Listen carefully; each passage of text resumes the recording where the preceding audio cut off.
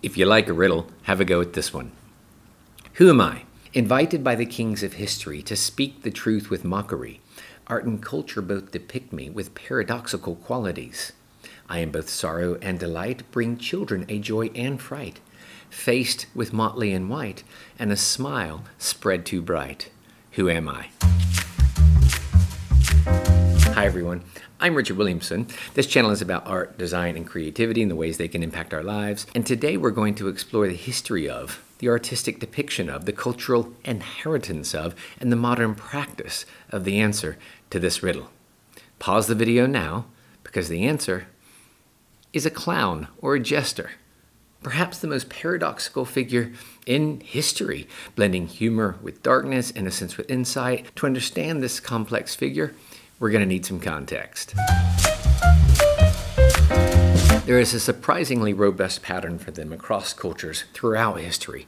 For instance, we know that the Egyptian pharaohs employed jesters.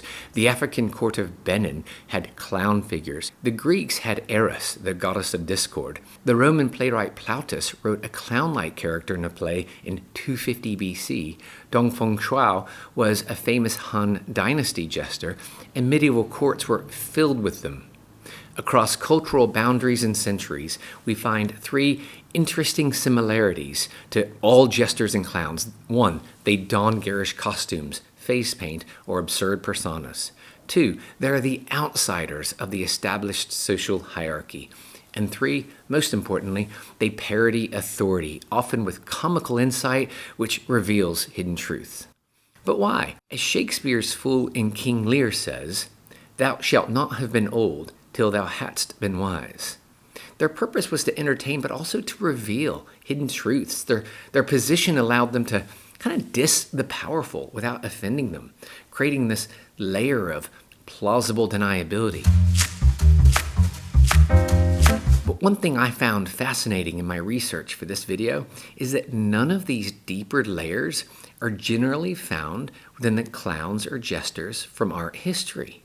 For instance, the clowns of Norman Rockwell, they're kind. They're here to bring us joy. From the circus performer to the substitute father, these are warm souls wearing a mask.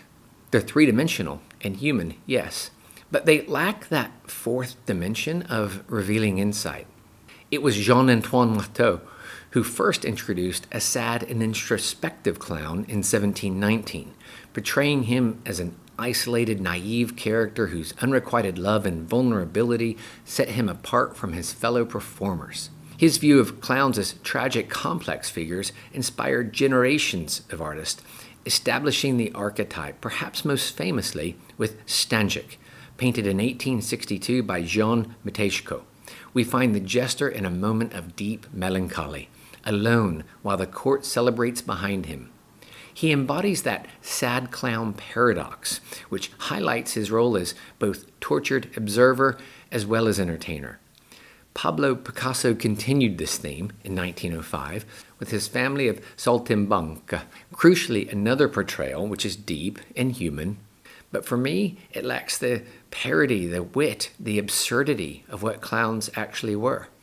The closest I've found in art history was Henri Toulouse-Lautrec's clowns, painted in 1895, whose wry smile and resigned posture seemed to capture the wit and wisdom of a truthsayer to kings. Fast forward to modern culture, and the first ever Batman issue in 1940 would twist the clown image with the Joker.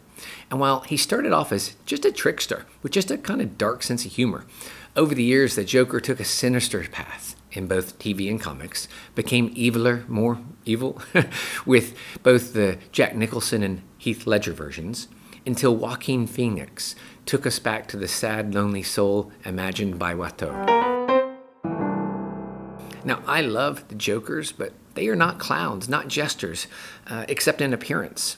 For me, the best clowns we've had in my lifetime have all been created by Sacha Baron Cohen. Lots of people don't like him, and I get it. His characters are boorish caricatures. In various cases, they're sexist or racist, ignorant or misogynist, or all of the above. They're controversial. And I think that's the point. When we get distracted by all of that and dismiss the truths that his characters reveal, we essentially label him a fool. And that's what makes them modern-day clowns. Think about it. They tick all the boxes. 1, with garish costumes and absurd personas. 2, they're outsiders of the established hierarchy.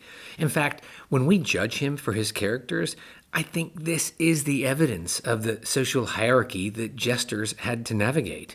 And then 3, with comic genius, Cohen creates farcical situations where otherwise hidden and unspoken truths come pouring out onto the screen.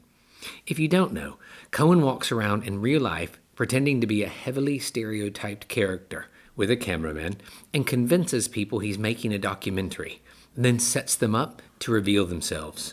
In this clip, Cohen's pretending to be Borat from Kazakhstan, and he gets a crowd of Texans to applaud a horrifying suggestion. Can I say first, we support your war of terror. May we show our support to our boys in Iraq. May USA kill every single terrorist.